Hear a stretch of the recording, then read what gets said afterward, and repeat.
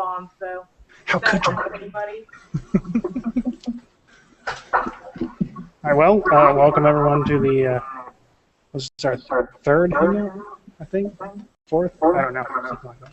We named this one the Psychic Hotline Edition. Psychic did not tell me I was going to have such difficulty getting this started. You know, I knew you were going to call it that, John. Did you? It's crazy. You need to call Randy. It's $1 million waiting for me. I guess Johan's not going to be able to make it. He was on the other one. Oh, was he? Let me re-invite. I We thought I don't know where invited. Elizabeth is, though. Hang on, let's get him in here. There we go.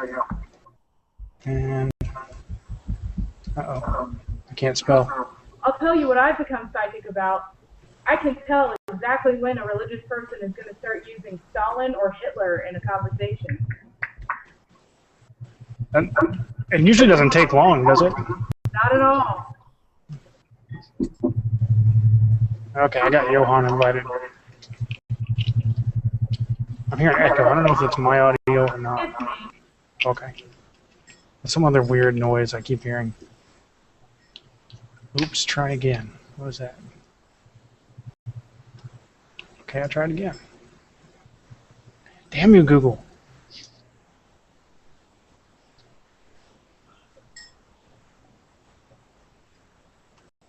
Google. It could be your friend or it could be your enemy. Man, then I have. Who did I piss off at Google is what I want to know. Like, what did I do? All I ever do is talk good about you. All right, let's try this again. Fingers crossed. That won't help. Yeah, apparently not.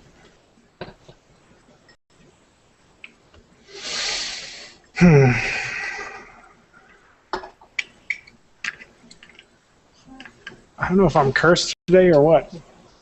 We believe in curses, right?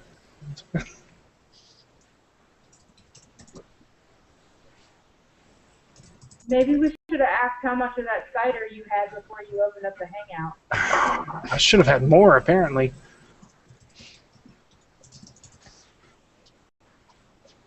Now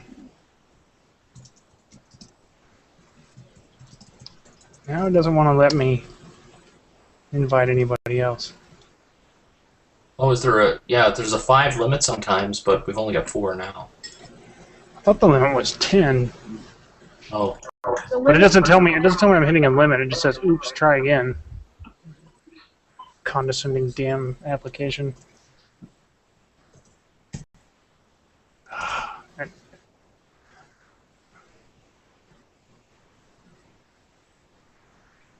I think you can join without a camera or mic. Yeah? I think so. Problem is, now I'm not able to invite anyone. What the shit?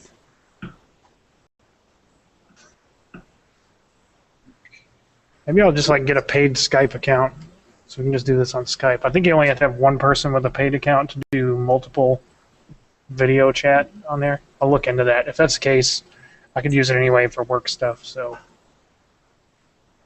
I used Skype with my mother and my sister, where all 3 of us were on, and none of us had a paid account. Huh. Is that recently? I've been told that recently it had changed. It was somewhere around Hanukkah, so it would have had to change in the past couple months. Okay, I was able to invite the entire group, so God only knows who's going to show up then. I think this is a good time for me to go get some alcohol. I'll be back. Get one for me. All right. Well, I keep seeing your invited people. I keep getting this up on top of my screen that you're inviting people. Huh. Maybe it's just showing me that it's erroring out, but it's actually working. We'll see.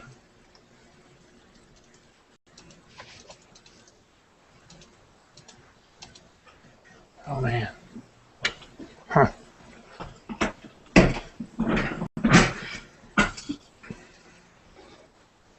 Just so you Americans feel at home. Yeah, I don't drink Budweiser. I don't really drink beer though. So.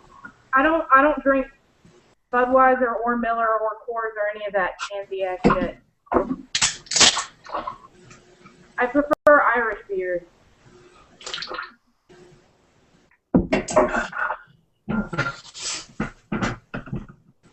That's disgusting, Lauren.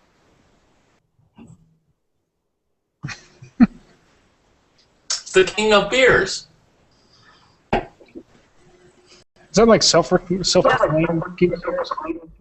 Only an American company would come up with a beer that tasted like piss and call it the king of beers. That kind of sums up our country, like right there in a nutshell. I get what you're saying, but I don't think it's just America that would do that.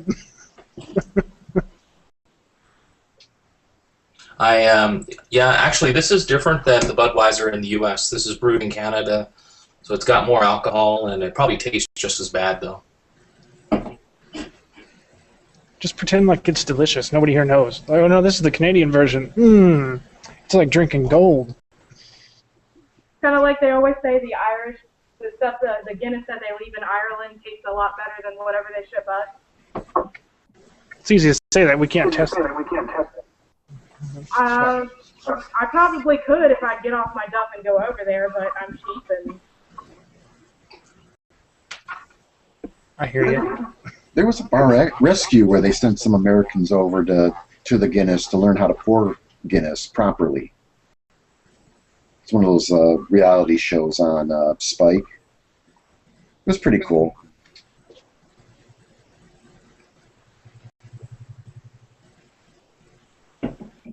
Most of the bars down here that serve craft beers have someone who's willing to pour it properly because they actually take beer seriously. For a while there, I didn't realize how intense, they get into pouring beer. Was that me? If something's messing up, it's probably me. I'm defaulting to that now.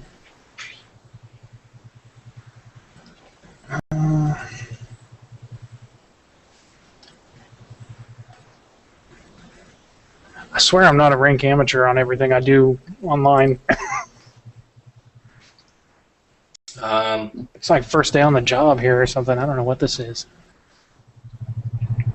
I still haven't figured out how to get a decent sound on for my podcast. I mean, every time I record, it's something different. There's some weird noise that pops up, or something, the equalization isn't right. I don't know. It's a lot better now, Mike, than it was in the first few, that's for sure. Yeah. Last episode, there was one bit that sounded off to me, but I don't know if that was the audio or if maybe the file I got was bad. I'm not really sure. But moreover, yeah, it sounds a lot better than the first couple episodes did. The first three, I was trying to make real small files, so I was really highly compressing the MP3, and that just totally shoots any type of range in the sound. So when I figured out that, well, the first three were like about 8 meg files. Now they're about 23 meg, 20, depending on how long they are. So it was like, okay, you're either going to get an 8 meg file and download quick, or 32 meg and it'll sound good. So apparently they want a sounding good file versus small.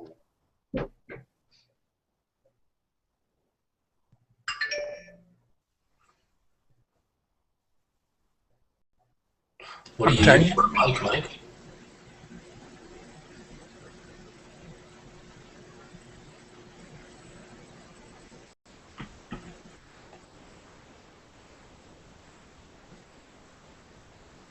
I'm trying to text here for technical support from a buddy of mine that does a lot of Hangouts. See if he can tell me what the hell is going on here. I don't think Johan has seen the invites at all. What happened on the last two Hangouts you guys did? Well, I had audio problems on one of them, but other than that, we didn't really have much issues. Were you all drinking? Yes, I was. Maybe that was the problem. I should have started earlier, I guess. I'm trying to fix it. I'm trying. You're not slurring yet, damn it. Johan and I had a hangout one night. No one else joined, just the two of us, and I was slurring that night, I can guarantee you.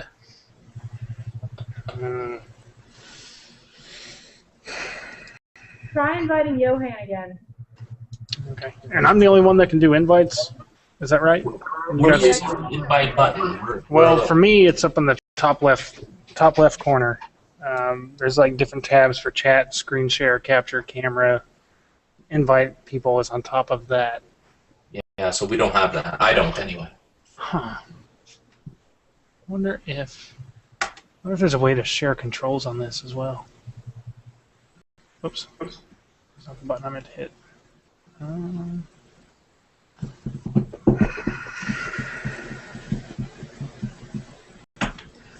I'll try another invite, I guess. Here's one way. I'll invite a group of people, see if that works.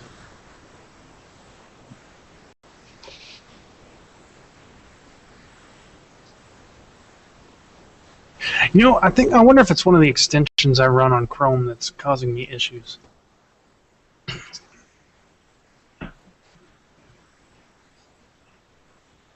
I just almost bet.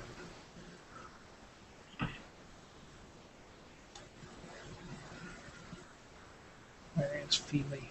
Get rid of it.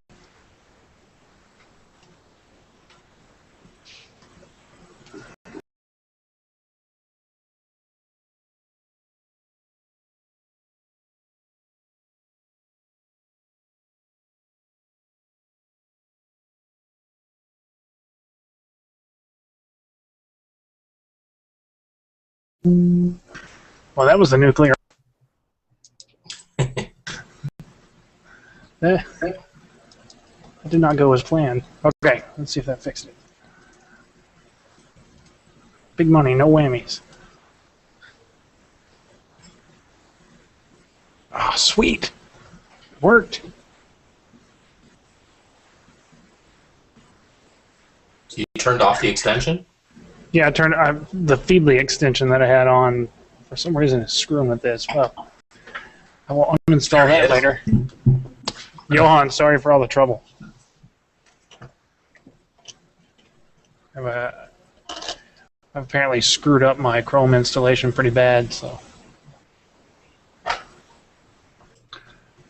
Yeah, next time this breaks, go back to the original Hangout, and you should be able to re-enter it without having to recreate everything. Yeah, it wasn't letting me rejoin the original one. I was going to do that. I don't know what the deal was. I don't know if it's because I switched machines or what. Right now, it's past original timing. It's an hour after it was supposed to be a 1 hour event. It's listed as a past event now. Well, it was. It's been an hour of a pain in the ass. Next time we'll allow an hour for technical and an hour for discussion. I'm gonna uninstall Feedly off this and a couple other extensions, and then throughout this week I'll do some hangouts with just some of my friends to test it and make sure it's all working right, so we don't have this problem again. All right. So anyway, we can actually get off to our topic now. So I guess someone suggested we first talk about how we first got into atheism and/or skepticism. So one of you guys wants to jump in with that? Feel free. I'll jump in. My answer to that is real simple. I grew up around a bunch of liars, and after 50 or 60 or 70 times falling for lies, I basically started to question everything, and that's a real simple explanation for me. It's pretty much the same thing for me as far as getting into skepticism. My dad's a lawyer, and he also thinks he's funny and a trickster, and so he would say all sorts of shit all the time, just trying to fool us. And by the time I was 10 years old, I could turn around and give him that look that every woman can give every man, saying you're full of shit. And so it wasn't long after that I was questioning God and stuff too, thanks to my grandparents dying and all sorts of other crap. So I didn't really get into the movement until I started listening to podcasts, and I was listening to Monster Talk and met Ben Radford, and he's the one who helped me really get into everything.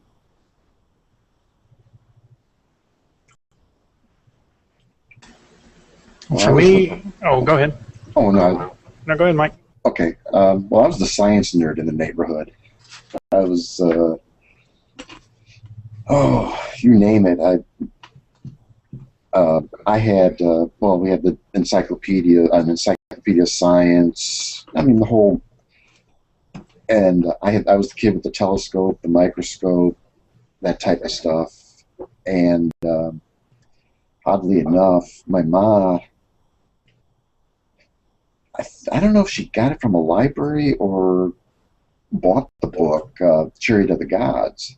I read through that and I go, oh, this is kind of cool stuff. But then, but why, it was like, in my head was like, why go to all this, go through all these contortions of visiting, the Mayans and, that, just to show them how to stack blocks on top of each other to build pyramids and stuff, what that type of thought. And let's see, because I kind of lived, at the time it was kind of rural. I mean, I was like 5 miles from the nearest town. Now it's all built up, but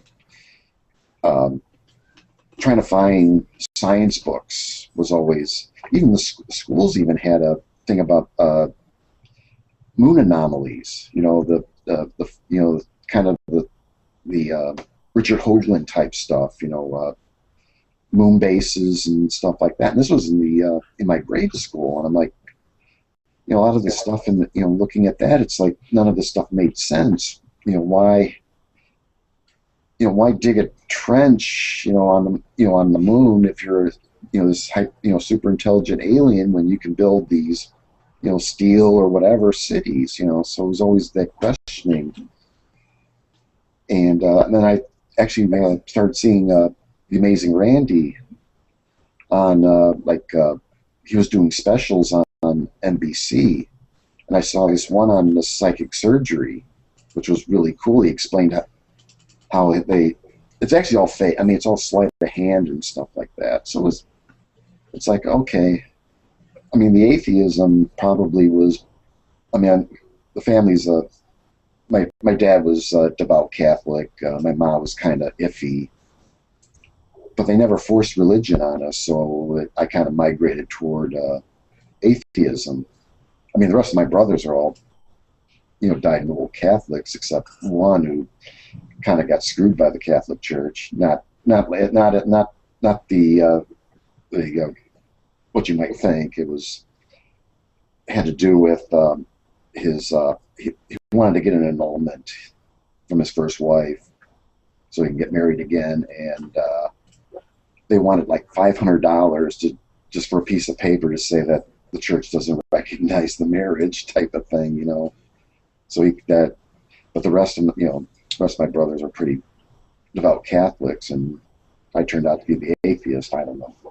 I think it was just luck of the draw, probably. Yeah, I kind of grew up in Sweden, so that's in this particular domain. That's technically speaking, I was a Lutheran because at that time there was a state church in Sweden. So if you were born, you were a member of the church. On my 18th birthday, I went down to the local church and deregistered myself. Not because my parents wouldn't have done it for me, but it was important for me that I did it myself. But it was not that I just thought it was silly. It was for sort of intellectual honesty. But I was a science nerd, and I lectured the whole school on the Apollo program and stuff back when I was 11. I had built rocket models of the Saturn rockets and 2-foot high lunar lander and stuff like that. And I did an hour and a half lecture for the whole school. So I was really truly a nerd. We had lots of science books and encyclopedias and all that kind of stuff. Both my parents were MDs, so science and that stuff was just given. I read Daniken very early, and sort of went. I didn't believe it. I didn't believe in it. I just put it in sort of the neutral information.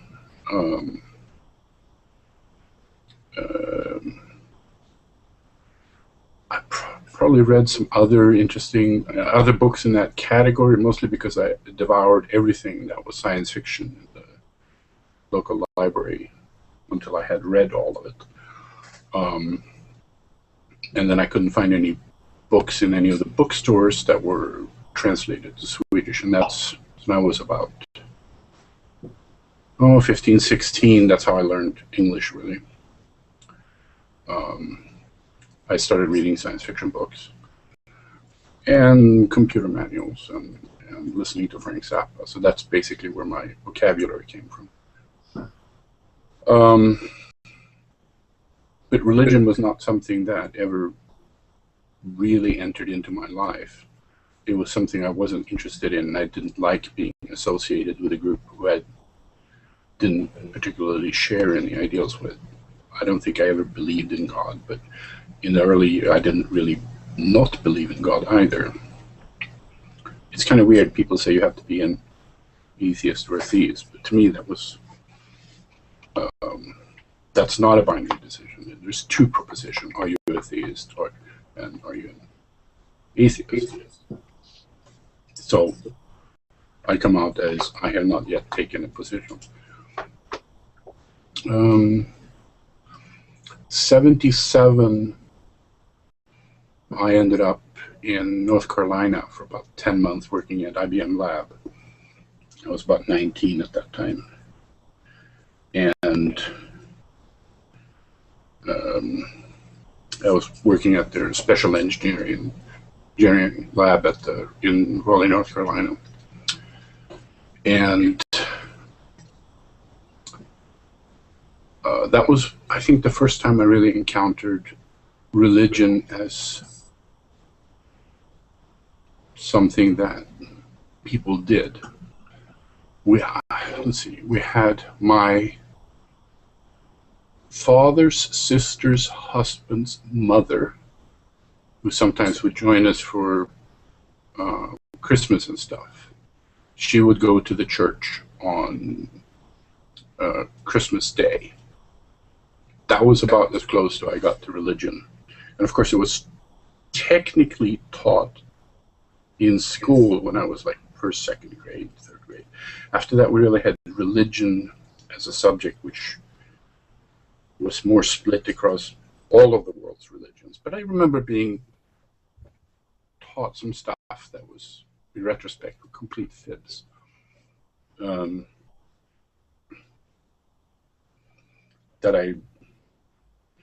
when I sort of, well, basically later years I sort of got more interested. I've always been a skeptic, but didn't know that was the label to it.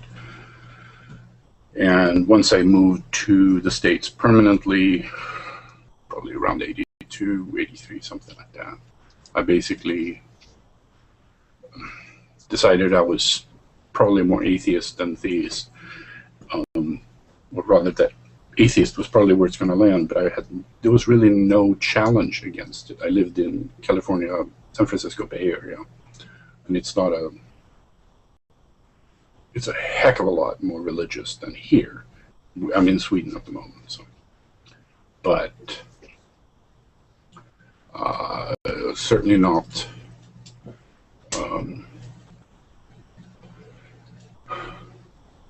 well, it's not really evangelical, if I say so. And a lot of my colleagues have been Muslim or Hindu or Sikh or it varies. Christians too.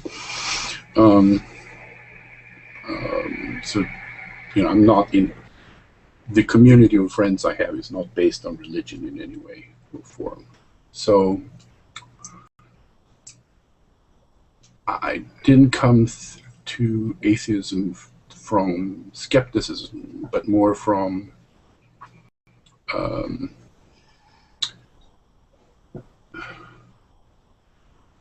my son was born in 2000, and at that point I sort of figured basically he was growing up in the U.S. and I needed to have some understanding of what he was going to face, so that he wasn't going to be nothing was going to be pushed onto him that he couldn't take decisions. And that was basically, we'd never really discussed religion with him. So he's now going to be 13 in a few days, just over 40 days. And it was just important that he was going to encounter it more and more on the net and stuff like that. So probably when he was about 9, 4 or 5 years ago, I got more interested in it. I think he's sort of, since he has never been indoctrinated in religion, he's just, who's Adam and Eve? And then I realized that maybe he needs a little bit of cultural religion as opposed to just. But that was when he was 9, so he had just no idea. But he has friends from different cultural environments and stuff like that. So anyway, that's my background. Well, mine, I grew up with my extended family all, or mostly being Southern Baptist, but I had a different view or a different experience of Southern Baptist than the general idea people have of like really angry, outspoken Christians. They were all decent people who mostly minded their own business and didn't force ideas on us. My parents are not religious. My mother would say, I guess my mother and father would both say they believe in God in one way or another, but they're not active church members. And they always encouraged me to find my own answers, encouraged me to read a lot, and I had an interest in science from an early age. I went through a period where religion seemed like the right thing for me, where Christianity felt like it was okay, and then after, 5, 6 years, I started to feel like I'm just faking it until I make it here in the church. Like, I say I feel these things and I think these things and I really don't. And, put some thought into that and just came to the conclusion that for me, I thought, I think the people around me here in this church are just fooling themselves for whatever purpose, and it didn't feel right for me, so I walked away from that. And, over the years, kind of grew my views, my atheist views, and by applying skepticism, just like, okay, look at this claim, like what evidence is there to support it? Generally, there's not any, or not any good evidence. So I not really a clear roadmap, I guess, for me, like, oh, this was my defining moment or something, but that's kind of how it is for me, just like a slow progression of realizing that the claims don't really fit any evidence presented for them, or very little evidence presented for them. I guess I wouldn't entirely rule out the possibility of the existence of a God. I just, like I said earlier today, a friend of mine was talking about, he's convinced that alien technology must be something that existed before humans were able to build massive structures, and I said, well, I don't think that's the case, but I can't say it's absolutely not, because I can't prove to you that aliens have never been here, but at the same time, I've never seen anything that proves to me they have been, and the same thing with God. I can't prove to you God doesn't exist, but I have yet to have it proven to me that he does, so he or she, whatever. And that's pretty much my story. So. Now on to more fun topics about about, I guess Sylvia Brown was our target to pick on. It's almost too easy for that. Yeah, she's a real easy target, and Ben Radford had a bunch of us donate so that he could have 3 signs made up to follow her around the country, so that every time she puts on an appearance, someone from a local skeptic group is out there holding up the sign or has it posted out there that says Sylvia Brown, convicted felon.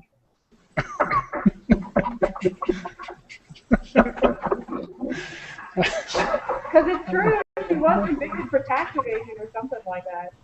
Yeah. There are, I mean, technically she has done worse than that. Yeah. But it makes it for a nice short summation. I read the other day that she charges, if I recall correctly, $600 per half hour for telephone psychic interviews, and she's booked years in advance, 3+ years in advance for those. Now that's just sad. It is, man. So in '92, Sylvia Brown was convicted of investment fraud and grand theft. And it was about $20,000 that was involved. And basically what she got out of that was 200 hours of community service and 1 year of probation for each charge, which I think there were 2 or 3. It's a pretty light sentence. That's probably why she did it, because she already knew what she was going to be sentenced with when it happened, right? It was related to a gold mining venture or something like that. Now, one has to ask the question, why would she buy gold mining stock or get into a gold mining venture when there's $1 million just waiting for her anytime she chooses to pick it up? Well, if you can't really see into the future, but other people think you can probably make a lot of money by getting involved with people who are trying to sell gold or gold mining shares, and then say, yes, I see that this is going to be profitable, so that people rely on you. Mm-hmm. It's a theory. Just hypothetical. I was talking to my girlfriend the other day about, I was explaining to her the James Randi Foundation, the JREF $1 million challenge, and how no one has ever made it. Has anyone ever made it past negotiations and the initial, first, I guess, test run of the setup for the test? No. I don't know about past the test run, but they've definitely made it past negotiations before, and they've run actual tests. Okay. As far as I'm aware, no one's ever made it past the initial test, and they've done a couple of them at the Amazing meetings, and at least one of them live on YouTube, I think, too. Yes, but those have always been preliminary tests. The procedure was a little bit different about 10 years ago or so. And the workload of going through all the paperwork and setting up the tests and stuff got to the point where Randy was thinking about canceling the test because there would really be nothing that was even remotely successful. And at that point, there was so much protest around that it was good to have that as a sort of a backstop when somebody, you could say, put up or shut up. What's a lot of paperwork if you get $1 million for it? Right. But there was just many applicants that then dropped off without even trying. So there was, and so my understanding is that the current system involves a lot of local representatives all over the world that do some of the, I know Brian Dunning has been doing some, and my mind goes blank on Australia.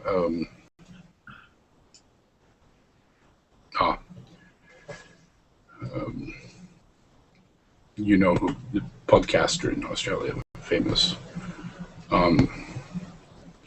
He does some, and there's some other ones who do. I think there's some in Europe that do the preliminary, gone through and tests, and none of them have really gotten past that.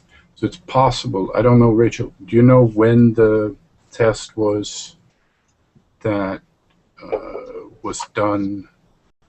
Was that before the reorganization, or That I don't know. I just remember Randy being on one podcast, one American-run podcast, saying that I remember him talking about getting rid of the challenge because nobody had solved it, and because he was getting like 2- and 3-page letters, sometimes longer than that, of like tiny writing where people were trying to explain what it was they did, and it was just so much paperwork. I hadn't heard about them reforming it and all of that. Yeah, that was when. Okay, so that might have been before, because then he would actually do pretty much the whole thing himself. It was be done at the JREF Foundation's building down in Florida, wherever they are. It makes me wonder if, some of the people who've applied have to genuinely believe that they have some ability, and so I wonder, Yeah. or I presume anyway. I mean, I don't suppose that has to be the case, but assuming that one or more of these people have thought, okay, I actually have this ability, and I'd like to show that I have this ability. I wonder if going through the setup for here's the controls we're gonna have for this test, if any of them realize, hey, maybe this isn't the case. Maybe it helps break their own delusion a bit, which wouldn't necessarily make them stop doing what they're doing, but I wonder if that's opened anyone's eyes to the ability they don't have. I don't remember if it was Randy or if it was Andrew Main, who sometimes administered some of the tests. I don't remember which one of them said it, but they said that a couple people were so sure that they actually had these abilities, and then they failed the test, and they kind of had that, maybe I don't have this ability moment, and they don't know what happened afterwards, but it definitely sank in that maybe I'm deluding myself. Yeah, Richard Saunders, that's the person whose name I was after. He has talked about how, and Randy has talked about this specifically too, that whenever these people fail the test, because many people really, really believe that they have these abilities, especially around dowsing, where the idiomotor effect and a certain amount of self-delusion makes it really hard to see that you don't have this ability. So these people come off the test and they're genuinely surprised that they failed it. And they say, oh, I must go back and reevaluate and so on. And then between 15 minutes and 2 hours later, they start talking about why they failed the test and what was wrong with the test and how Randy's crew tricked them and so on. And so far, it has never failed that the people try to explain it away after some point of time. It's just like the classic book When Prophecy Failed, if you're familiar with it. I'm not, but I'm going to put that on my list now. Yeah, it's a classic. It's about some social anthropologists who join a UFO cult. This is back in the late 50s. And they observe how they come to the date when the aliens are going to arrive. And they don't arrive. And at first they're just crushed. But by next day they have sort of reconstructed their reality. And this book is where the term cognitive dissonance comes from. So I have it, but it's unfortunately on the wrong side of the earth, basically. It's in my library in California at the moment. So, this whole psychic field, I mean, it's a formula thing, though. It's, the first piece of the formula is a universal reading, a pile of crap that really can apply to anybody. And then if you couple that with the Forer effect, the tendency of people to assign attributes and personality descriptions to themselves, and that is a bona fide psychological phenomena, then you've got the makings of something that people will believe and will spend money on, and it's crazy. Yeah, but there's also, for example, dowsers and that kind of people who are not really talking about code reading or anything like that, because they're essentially working with inanimate objects. You've got the ideomotor effect in there, and that's a different piece to the puzzle. Yeah, but they're fooling themselves. They're not fooling anybody else. The real way they think that it works is because if they're looking for water and you drill anywhere, you're going to find water. It's very hard to find a place where if you drill just a bit, you're not going to find water. And then they might actually have a natural talent for reading the lay of the land, and you know, they've done it many times in the local landscape, and they know where to look, even if they don't really know it directly. I've never actually had a psychic reading, but a friend of mine who lives in Calgary is bound and determined. He is an absolute believer in all this crap. He's bound and determined to get me to a psychic reading, which he has agreed to pay for. And I've always said no to that, but I've recently changed my mind. The next time I'm down there, I'm going to try it out. And I've got a little bit more knowledge and a little bit more in the toolbox to make sure that I don't give away cues or clues, and that I don't become susceptible to universal reading, this kind of stuff. Could you broadcast as a Hangout? I would love to see that. That is one question I'm going to ask the psychic, if I can record it with my iPhone, and if I can, I will. I've had one psychic reading of sorts. I had a tarot card reading once, but it was at a party, and there was a girl there who I was interested in who told me she did tarot card readings and asked, "Would you like one?" Yes, I would. That's different. That's different. That's okay. And I got a date. Thank you. It only counts if you bang her afterwards. Well, I don't kiss and tell.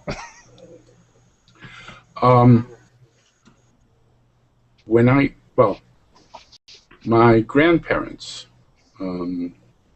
had a book in their bookshelves. It was actually my grandfather's mother's, my mother's father's mother's book, and it was called The Secret of the Sibylla, and it was about 400 pages of, it was probably first printed somewhere in the early 1900s, and it had everything from how to do big stage magic. So, you know, if you put somebody in front of this mirror and you put a curtain to hide them for a moment, I knew that you could slide the mirror glass up into the top piece of the mirrors, and then they could slide out on a little thing so that when you put the curtain away, that seemingly they disappeared into thin air and stuff like that.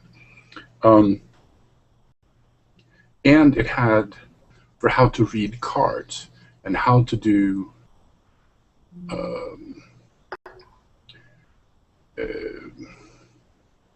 cold reading, all that kind of stuff. Tarot cards, cold readings, various tricks. So I used to read that one when I was about 9. So very little of that has, I mean, I look at somebody doing those card stuff and I go, okay, so she's doing that trick and that trick and that trick, and then a little bit of cold reading. And so it's was it explicit in details of, like, you know, take your cues from the person you're reading? Was it explicit in that kind and it had my it's like the charlatan's grandfather's mother's little notations in the margins, because she used to do that. And it's human nature to give out those clues, those cues. We're all doing it here now. We're nodding as people are talking, and it's human nature. And I think it's very difficult not to do that. And if you're adept enough, you can pick up on those cues, and you can draw a very accurate picture of people and people's lives. And it's a skill, and it's a very interesting skill. But people should not be stealing money from other people using that skill. It's excellent social engineering for sure. Well, my grandfather was I guess you might want to call him a con man, actually. He used to work in the... Insurance? Maybe. No, he used to work the, in the 30s, the gambling houses all along the Illinois River. They were all the, the speakeasy type places, and he knew all the magic tricks. I mean, he would, mess with us kids with the disappearing quarters and stuff like that. And when the movie the Sting came out, he was going, "Oh yeah, watch that! Look what he's doing!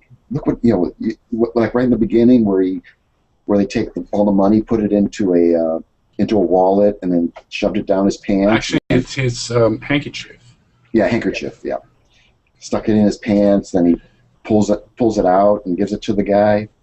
Do it like this. Hide it like this, he says, and he puts it and then pulls it straight out. You don't see that he swaps it. Right, and he goes, "Yeah, that's how we used to do it." That's what he used to say. So it's like, yeah, it's one of the more classic confidence tricks where, here you add 10% of your money to the package, and that way, I can trust you because your money is in it too. Right. But it's the 409 scam writ small, or before there was an internet. Yeah. I'm trying to remember. There was a podcast I listened to recently where one of the guys was talking about he had gone at some point and had a psychic reading done, and the psychic would ask questions like, "Oh, does this name mean anything to you?" "I don't know. Does it? Like, should it mean something to me?" And like questions like that, and he really frustrated the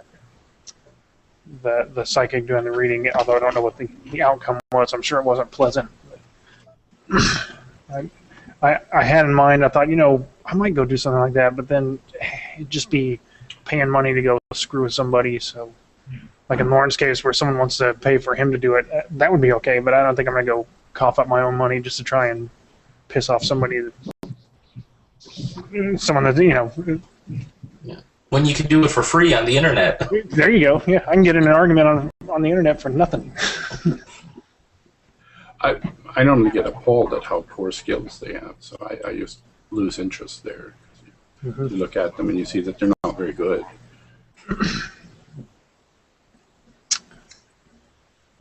So to close back a little bit to where we were, yes, I think there's two distinct categories. There's people who are self-deluded and thinks that they're doing this and it works. And that works even for cold readings. Not for hot readings, but there's some people who are really good. I might remember it wrong, but I think Mike Marsh mentioned that he thought that he could cold read at some point in his early youth. Or that he could read cards and stuff, and that he then realized that he was just very good at doing it. And then we have the Sylvia Browns of the world.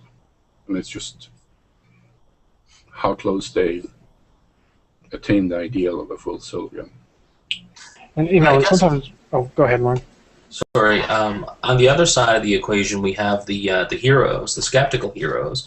So Houdini is widely regarded as the first debunker specifically of psychics. And Yes. later down the road, we've got Randy. And I'm just wondering, is there anyone in the middle there? You guys might be more aware of history than I am, but is there anyone in the middle? And my second question is, who's next? Who's the big skeptic that's up and coming, do you think? Well, to answer the last question, I think someone that would do really well for presenting skeptical evidence for psychic claims or whatnot would be someone like Neil deGrasse Tyson, who's just excellent at talking to a crowd and talking to people, although that doesn't really seem to be... Yeah, but he's not a magician. Well, right, but, at the same time, I've heard him talk about a lot of different topics, and even along those lines, and he's very intuitive.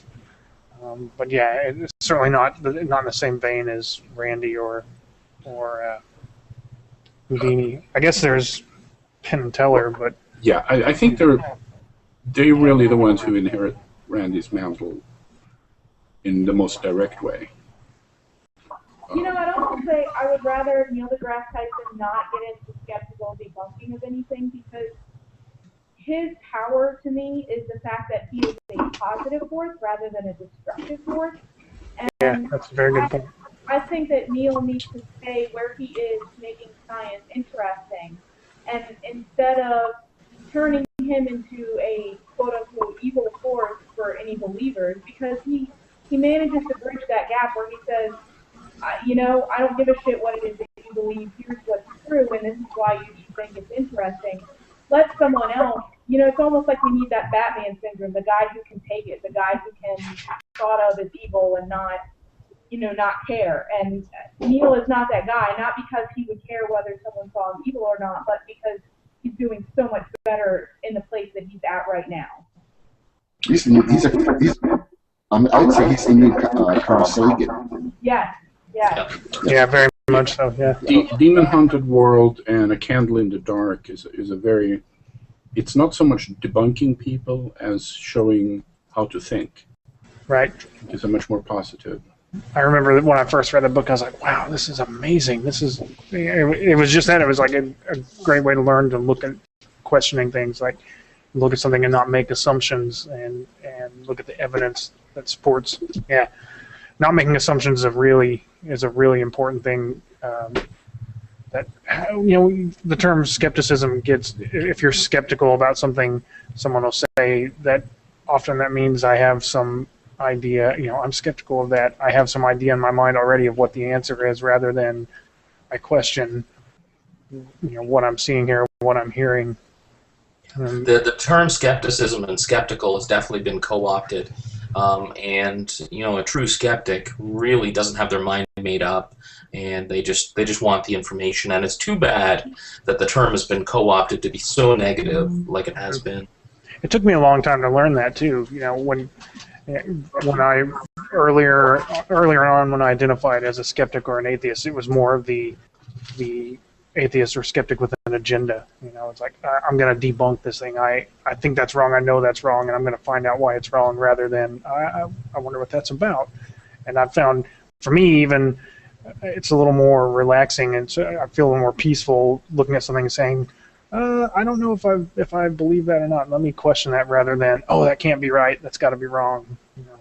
Yes, that's what I try to do with my podcast. Is try to not say, this is, you're wrong that you believe that it's 9/11 was done by the government. It's, here's the evidence to support, and here's what you need to know to understand this particular event. I'll let you make up your own mind at that point. I'm not going to convince the hardcore, no, the true believer. But if I can get to the person that's on the fence and saying, then maybe, I can bring them to, at least to the thinking side. Just don't blindly follow, an Alex Jones or Richard Hoagland. They'll tell you. I mean, they've made so much stuff up, that it's even hard to say, but just give them enough tools to make a decent or rational thought on this. Mm-hmm.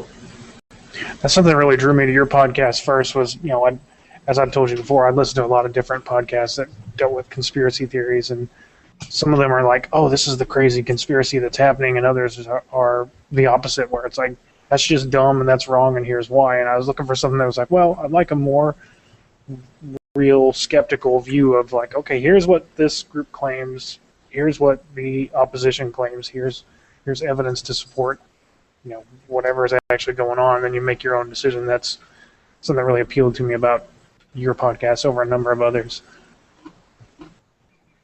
Part of it is, I don't think you can call yourself an all-out generic skeptic.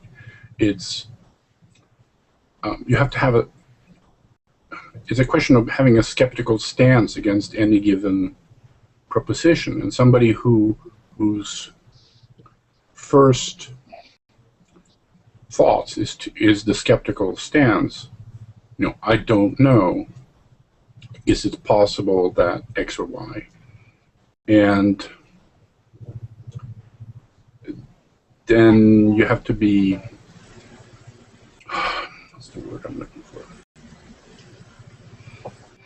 It's basically, you can call yourself a skeptic in front of a particular question, but calling yourself skeptic generically misses the point that we all make mistakes. We all fall for various kinds of things where we just don't do.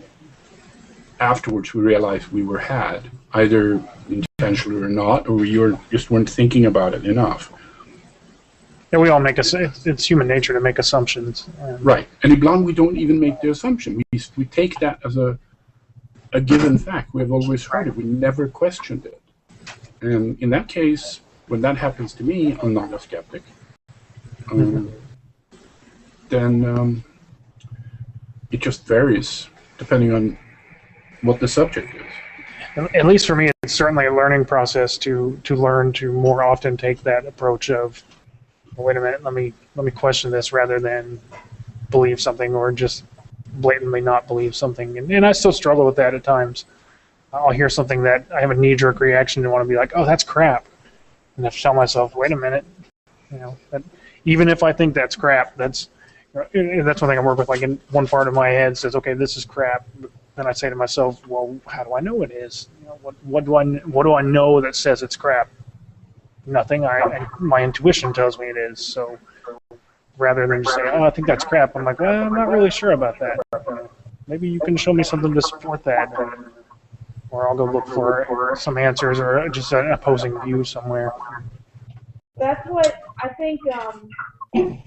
Mobile phones have become a huge boom in that department. Like, if I'm with a group of my atheist friends and someone says something, they'll ask a question. One of us will make a joke. If only there was a mobile device capable of accessing the internet with the sum total of human knowledge. I mean. Oh, and looking for cats. Yeah. Looking at that too. And tech porn. Apparently.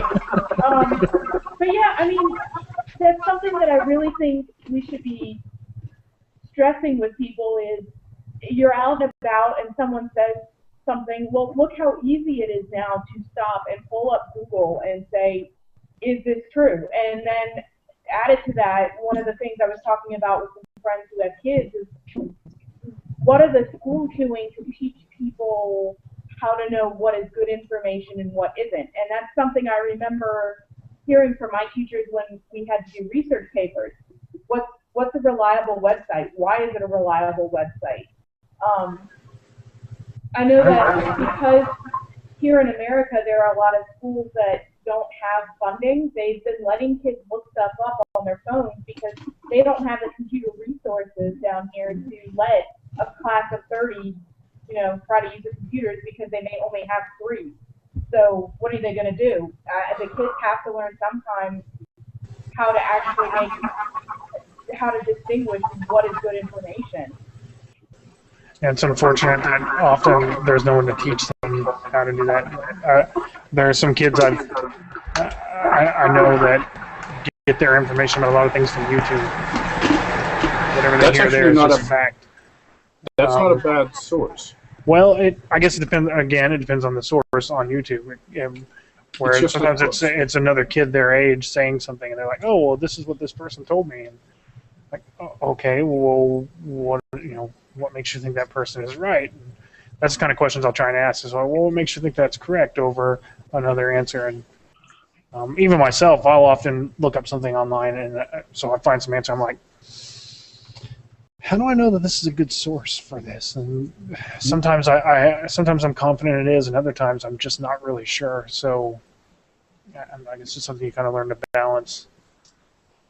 I'll give you all an interesting example. I don't know the answer to this one, but yesterday, I believe it was, there was a woman rescued in Bangladesh from the building where over 1,000 people have died from the collapsed factory. And it had daycare and everything. It was a 5-story house, I believe. And she was rescued from some kind of basement. And I've listened to interviews with her sister and the person who found her and stuff like that. Now, she has been in this space for 17 days. She comes out, she talks to everybody around as she's rescued. It took 34 minutes or something to get her out. She was in a space where she wasn't all that restricted. She has some access to stuff, to water, but her story about what she had access to and what her sister said, who had talked to her, is fairly different. Her sister said that she had access to dry food, and she and her rescuer said that she had no access to food at all. That could just be reporting, but those are actually interviews that have been on the... So I've heard her sister, translated of course, but say that she had food, etc.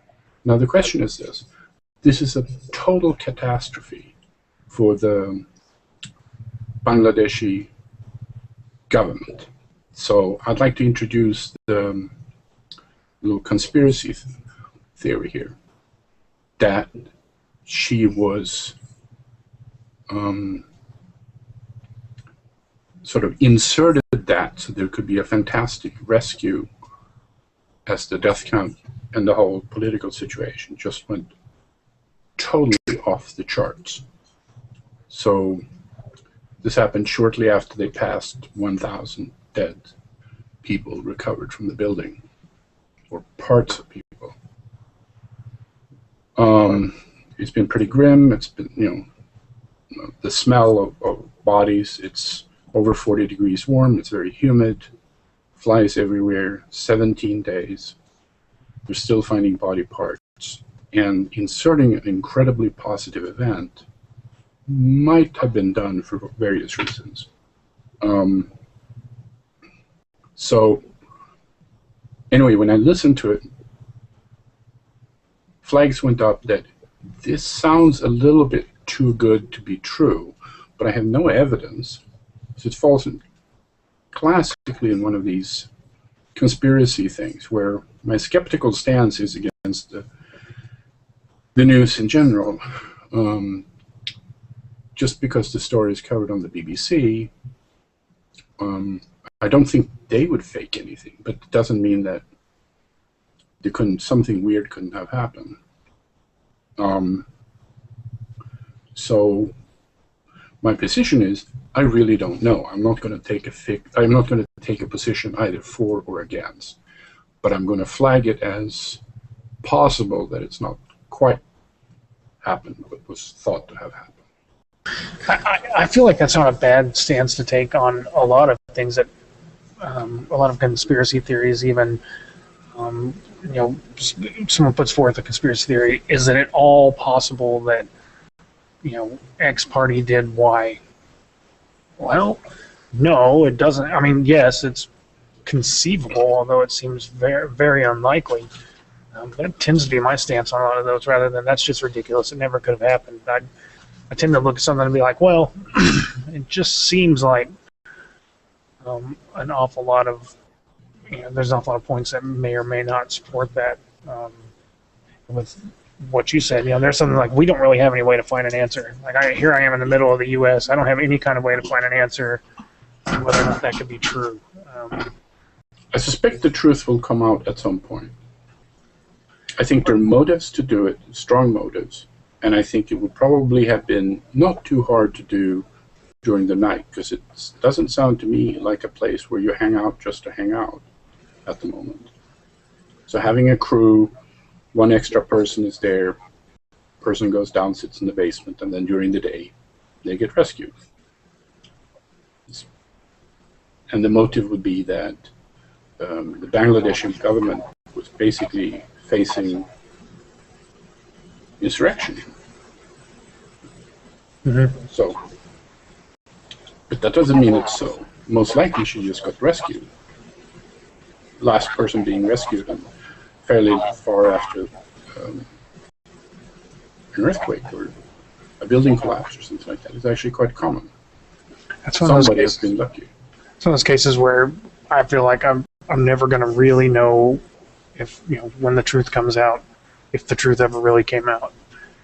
Sometimes I just accept, okay, well, I tend to accept that to be true or not, and other times I'm just like, I really don't know. This is the this is the idea that's put forth as being the correct story, but I really don't know. I wasn't there, so I don't know. And that this would be something. This particular case would be something where, like, whatever ends up, if nothing comes of it, or if in fact, there's an expose and they say, oh, here's what actually happened. Okay, well, here's what they actually say happened, rather than I know that is what happened or not. But it's certainly an interesting idea, and I can, it's not completely implausible by any means. It's certainly thought-provoking. I'm going to be chewing on that for a while now. Any other thoughts? Mine. Well, I'm saying that's what I chew on all the time when I approach a conspiracy theory. Is okay, how reliable is my information? Who when I go to a book or something like that, okay, how reliable is this writer? Am I getting this secondhand or third hand? Is it coming from like a state-operated news versus an independent news? All these different factors can be playing in. I mean, if it's news coming out of North Korea, you have no clue to what's, if they're not. I mean, North Korea, China, they want to. They'll hide stuff. I mean, back in the old Soviet Russian days, we didn't know about their presidents dying until almost a month later. Oh yeah, he died. We got a new guy in charge. That type of thing. So you don't really know how. So you kind of. I always when I come at a conspiracy theory, I try to rank. Okay, if I'm getting it from this newspaper, I know this is okay, but I'll put a red flag it. I'm not going to. Okay, I'll put a little weight here, a little weight. I mean, is it coming from a known conspiracy theorist? There's these books by Jerome Corsi. I know the guy. He's really big on all this evil government stuff. So it's like, okay, I gotta rank this kind of low because he's trying to push forward his agenda. So it's, you're trying to, What does my reptilian friends think? Right. So it's just trying to, put everything into a perspective. Try not to, like. One thing I've noticed, like with the Pearl Harbor conspiracies, they're talking about all, like Roosevelt doing this and all this, and I go, you know what? Human nature is going to want to hide. Oh, I screwed up. I should have sent this message to Hawaii. Well, they're not going to say I screwed up. I should have sent that message to Hawaii. They're going to say, oh, there was atmospherics. There was that thing. So there's going to be people who. And perhaps just there was a few cases where subordinates were covering for their bosses. There was Bratton, Colonel Bratton was covering for Marshall a little bit until there was actually then there was an investigation, the Clausen investigation, and then he kind of recanted what he said because he realized he was never going to get past rank. He was that they were actually going to cut him loose, and then he says, "Okay, yeah, I was late getting to the White House with the 13-part messages." That type of stuff. Mm-hmm. So people, no one wants to admit that they screwed up. They're, like with 9/11 and trying to get the on one hand, I'm looking at 9/11.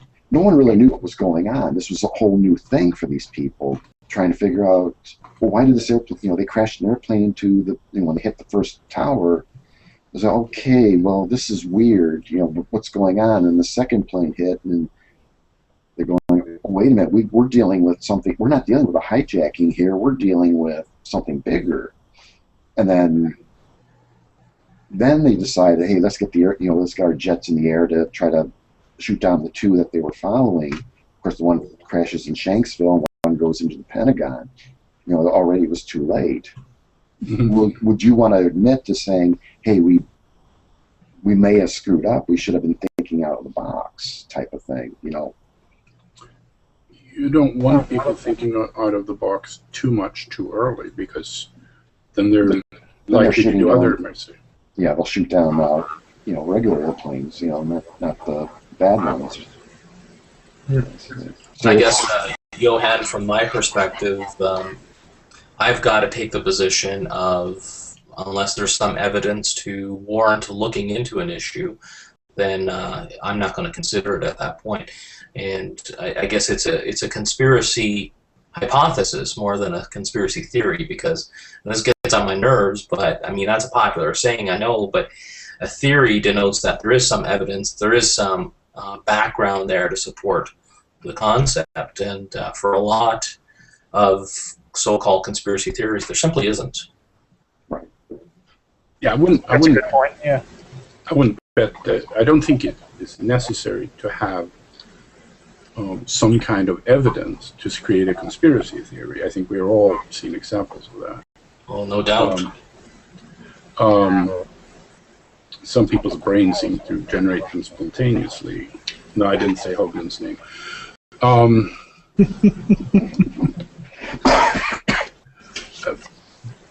But for me, there's this state where you don't know A or B. So I will basically flag news stories about this factory just to see if I hear any hints in one way or another, because it might, somebody might have an interview or pictures and something, and ta-da! It's obviously she was there the whole time, and then it goes away. It's just that I have set, in my mind, I have set a little red flag by that particular news story, so that I will pay attention to it, but I won't go around. Notice I'm mentioning this in sort of voice. I didn't write a post about it that gets quoted all over the place, because the world doesn't need more conspiracy. Not yet, mister. I don't need to be the one generating them. Has anybody seen the Penn and Teller, one of their very first movies, Penn and Teller Gets Killed? I have not. I didn't know they did movies. Oh, they've done a couple. Oh. Think of them as videotapes they've sold and so on, but it has reasonable production values. I think that's the one where James Randi plays a psychic healer with digging chicken gizzards out of a sick patient or something. Very convincing. But I'm sure there are seasons of bullshit, but I'll have to look for that as well. This is long before that. This is in the 80s. But there's a scene there where Teller is loading a revolver, and he takes bullets and he puts them into a gun and looks at it, snaps it closed. And I've watched that scene maybe 10 times, and I can't tell if he actually puts bullets in that gun or pencil stubs or whatever. It's done so perfectly, and he never reveals the trick. But I assume you have seen the trick that Teller does when he's smoking a cigarette. Throws it on the floor, stubs it out, takes a new one out of the pack, and lights it. And actually has the one in his ear. Yeah, there's only one cigarette. Right. He throws a pencil stub on the floor. He doesn't light a match. He flicks on the little flashlight he has hidden in his hand and stuff like that. This is like one of these. And I have watched it a bunch of times. I'm not interested in knowing what the truth is. If I can look at that and figure out what the truth is, then I'll be happy. But it's like a piece of candy that you're sucking on. I love that feeling of actually not knowing which way it is. I can see in my inner eye of how he's holding the gun. I can imagine him pretending to stuff a piece of pencil into the gun, or actually putting a bullet in. Both of them works perfectly for me. So it's one of those. I've shook hands with him and stuff after a couple of performances, probably 4 or 5 times, and I've never asked, and I don't think I ever will, because I don't want to know. But it would be wonderful if I could look at it and go, oh, I see, there's a reflection here. I can see this is real or not. That would be great. There You're a was mystery junkie. there was a bit in the movie Starsky and Hutch where he takes a gun, he puts a bullet in there to play Russian roulette. He puts it in, but he raises the gun up so the bullet falls down into his shirt. Ah. But before he gets a chance to close everything up, he brings it down, the bullet falls back in, he starts pointing at the guy, and he's like, then they start fighting, and he's doing the Russian roulette thing between the two of them, and the guy's freaking out. He knows that he saw the bullet fall back into the gun, and I thought it was pretty funny. But I wonder if something like that, if he does, some type of deal like that. Because I've seen the trick. It's a famous trick to do because he shoots the gun, and then the guy catches the bullet in his mouth. Is that the trick? Yeah. Hey guys, I'm gonna have to take off. I have to take the dog out and finish getting dinner ready. Yeah, we're just gonna wrap it up anyway, since we're trying to keep it around an hour. So, thanks everyone for showing up.